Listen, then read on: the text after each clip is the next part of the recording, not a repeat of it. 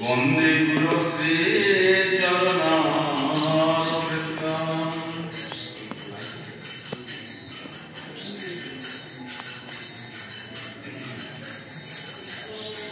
কথাম হে পরিমঙ্গলাচরণ গুরু বৈষ্ণব ভগবান এতিনে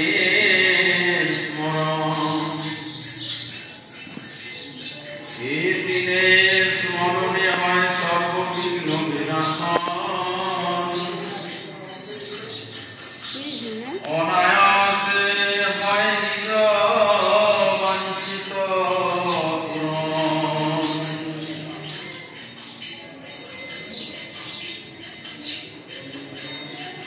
সর্বাগ্রে সূর্য গুরুপাদ পদ্ম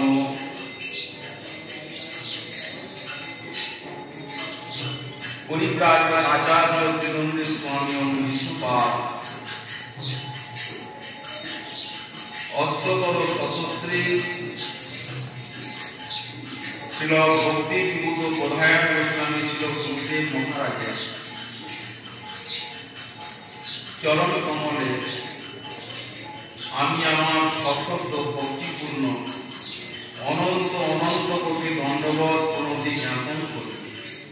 হে গুরু, আপনি প্রসন্ন হন, আপনি জয়যুক্ত হন, আপনার করুণা প্রার্থনা করি। সমাগত বৈষ্ণব ভক্তমণ্ডলী মাতৃমণ্ডলীর চরণে প্রণতি জ্ঞাপন করি। আপনারা প্রসন্ন হন, জয়যুক্ত হন, আপনাদের করুণা প্রার্থনা করি। এখন আমরা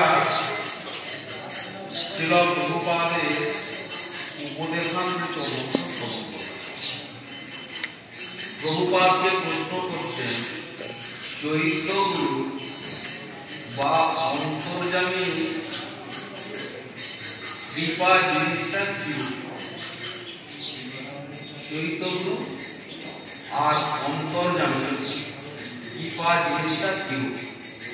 উত্তরে বলছেন, চৈতগুরু দীক্ষাগুরু শিক্ষাগুরু উপদেশ গ্রহণের শক্তি নেয়। তাহলে কজন গুরুর কথা আমরা শুনলাম? চৈতগুরু, দীক্ষাগুরু আর শিক্ষাগুরু। এখন এই চৈতগুরু ইনি দীক্ষাগুরু ও শিক্ষাগুরু উপদেশটাকে গ্রহণ করেন, শক্তিটা দিয়ে থাকেন। আর চৈতগুরুর কৃপা ব্যতীত মহান্ত গুরুর কথা বোঝা যায় না, তার কৃপা পাওয়া যায় না, চিত্তের মলিনতাও দূর হয় না, শিক্ষা দৃঢ় হয় না। চৈতগুরু কৃপা করে দীক্ষাগুরু ও শিক্ষাগুরু কৃপা গ্রহণের যোগ্যতা। শ্রী চৈতন্যদেব স্বয়ং দীক্ষাগুরুকে দিব্যজ্ঞান ও শুদ্ধ ভক্তি, শ্রী চৈতন্যদেব স্বয়ং দীক্ষাগুরুকে দিব্যজ্ঞান ও শুদ্ধ ভক্তি প্রদান করেন। নিজ অভিন্ন শিক্ষাগুরু সকলকে জগতে প্রেরণ করে সেই ভক্তি সংরক্ষণ করেন এবং নিজেই চৈতগুরু হয়ে সেবানুগ জীব হৃদয়ে সেই দীক্ষা ও শিক্ষা গ্রহণ করবার শক্তি দেন। এখন এই যে তিন রকম গুরুর কথা আমরা শুনলাম, এই তিন গুরুই কিন্তু এক, আর এই একই তিন গুরু। সেটা কিরকম না, বন্দে কৃষ্ণ জগৎ। মূল গুরু হচ্ছেন কৃষ্ণ, তিনি জগৎ। কিন্তু বর্তমানে অনভিজ্ঞ অতত্ত্বজ্ঞ কিছু ব্যক্তি যারা গুরুদেবের বিভিন্ন দর্শন করে আর গুরুদেবের দেহ দর্শন করে। গুরুদেবের বিভিন্ন এ বলে এটা আমার গুরু, এ বলে এটা আমার গুরু, এ বলে এটা আমার গুরু। হ্যাঁ, সব গুরুতে ভিন্ন ভিন্ন দর্শন। প্রথমত গুরু কোনো ব্যক্তি নয়, গুরু হচ্ছেন তত্ত্ববস্তু। এখন যখন ভগবান কোন জীবকে কৃপা করেন, ভগবান যখন কোন জীবকে উদ্ধার করার জন্য আগ্রহী হন, তখন তিনি সেই জীবের কাছে নিজেই গুরু রূপে আসেন। আর সেই গুরুই হচ্ছেন মহান্ত গুরু। মহান্ত গুরু বা দীক্ষা মন্ত্র প্রদান করা।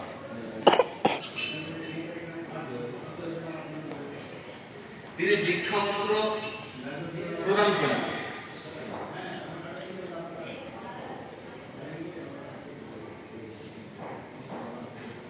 তিনি উপদেশ দিয়ে চলে গেলেন, কিন্তু সবসময় কাছে থাকবেন না। সবসময় কাছে থাকে না, সবসময় তিনি কাছে থাকবেন না। তিনি সবসময় আমাদের ঠিক ভুলটা তিনি আমাদের ধরিয়ে দেন। দিতে পারেন কি করে ধরাবেন? তিনি তো বিভিন্ন দেশে দেশে ঘুরে বেড়াচ্ছেন, তার কাজ হচ্ছে জীব উদ্ধার করা। আমাদের কাছে সবসময় কে আছে? কোন গুরু আছে? না আমাদের চরিত্র। তিনি আছেন কোথায়?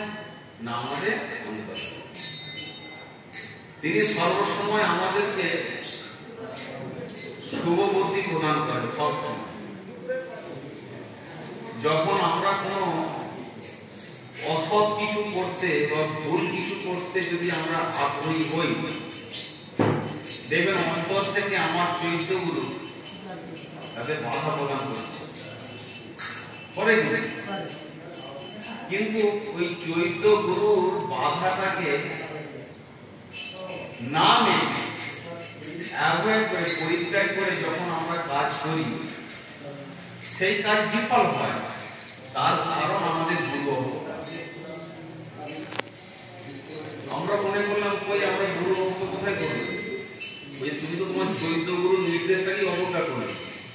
এটাই তো, আর চৈত্য গুরুর নির্দেশ পালনই হচ্ছে গুরুমাত্রা পালন। চৈত্য গুরুর নির্দেশকে অবজ্ঞা করাই হচ্ছে গুরু মর্যাদা লঙ্ঘন, গুরুদেবের আদেশকে লঙ্ঘন করা। সর্বসময় লক্ষ্য করে দেখবেন, আপনি যে কাজটাই করতে যাবেন, সেই কাজটা শুভ হলে আপনাকে প্রেরণা যোগাবে, আর যদি অশুভ হয় সেই কাজে আপনাকে বাধা সৃষ্টি করবে। প্রত্যেকে আমাদের প্রত্যেকে এটা করে থাকে। পরে বুঝতে পারেন এটা বুঝতে পারেন বাধা সৃষ্টি করবে, সেটা আর কেউ নয়, সেটা হচ্ছে আমার চৈত্য, আমার গুরুদেব আমাকে। এখন এই চৈত্য গুরু যে নিষেধ, এটা সাধারণ বদ্ধজীবীরা বুঝতে পারে না। কেন বুঝতে পারে না? না, বুঝতে না পারার কারণ হচ্ছে মহান্ত গুরু যখন কানে মন্ত্রটা দিলেন, ওই মন্ত্রের প্রভাবে আমার চৈত্য গুরু জাগ্রত। মহান্ত গুরু কৃপার প্রভাবে, মন্ত্রের প্রভাবে আমার চৈত্য গুরু তখন জাগ্রত হল, বিকশিত হল। তখন সর্বসময় ওই চৈত্য গুরু আমার অন্তর থেকে আমাকে রক্ষা করার চেষ্টা করে। সর্বসময় প্রতিটা মুহূর্তে চৈত্য গুরু আমার উপর লক্ষ্য রেখেছে। লক্ষ্য করে একটু চিন্তা করে দেখবেন, প্রতিটা মুহূর্তে, প্রতিটা সেকেন্ডে তিনি আমার উপরে লক্ষ্য রেখেছেন, যাতে করে আমি বিপদগামী না হয়ে যাই। আর যেই মুহূর্তে আমি গুরু বাক্যকে লঙ্ঘন করি, সেই মুহূর্তে আমার মধ্যে আমার কাছে বিপদ এসে থাকে।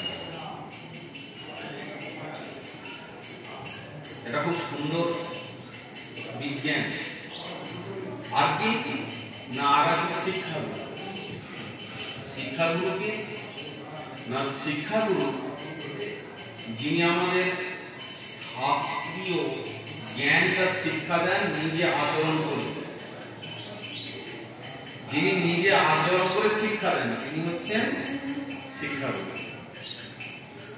মানে শাস্ত্রের জ্ঞানের কথা বলছি কিন্তু আমি নিজে আচরণ করছি না, ওটা শিক্ষাগুরু, ওদের কাজ হচ্ছে।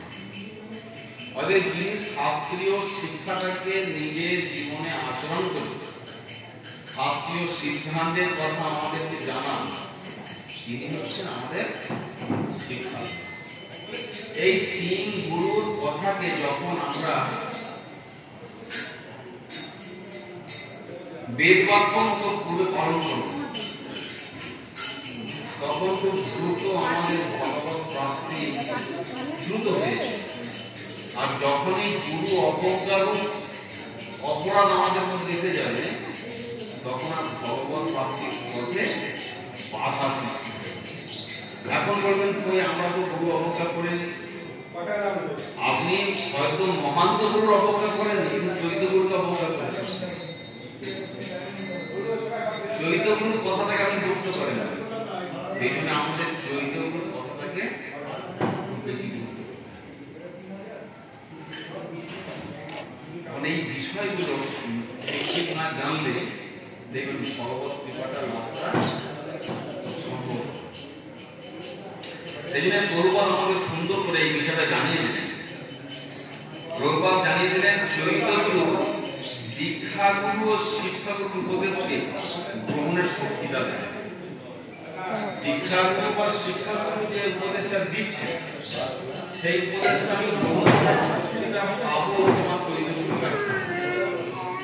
চৈত্য গুরু আমার অন্তরে থেকে আমাকে সেই শক্তিটা প্রদান করবেন, যাতে করে আমি এই দীক্ষাগুরু বা শিক্ষাগুরুর উপদেশটাই গ্রহণ করতে পারি।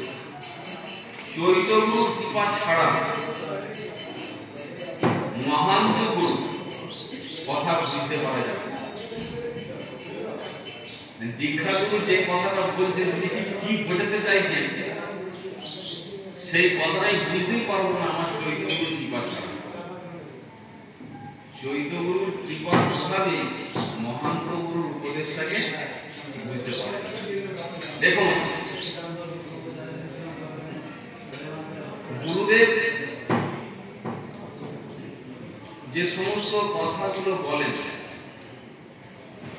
যে সমস্ত আদেশগুলো দেন, সেই আদেশগুলো আমরা অনেক সময় সঠিক বুঝে উঠতে পারি না। অনেক সময় মনে হয় বিরোধী কোনো কিছু। কারণ বিরোধী তখন মনে হয় যখন আমরা চৈত্য গুরুর কৃপাটা লাভ করতে পারি। যখন চৈত্য গুরুর কৃপাটা আমরা লাভ করতে পারবো, তখন গুরুদেবের আদেশের তত্ত্বটা আমরা বুঝতে পারবো যে উনি কি বোঝাতে চাই। প্রভুপাদ খুব সুন্দর করে আমাদের এই তত্ত্বটা জানাচ্ছে। তাই এই চৈত্য গুরুর কৃপা প্রভাবে চিত্তের মলিনতা দূর হয়ে যায়।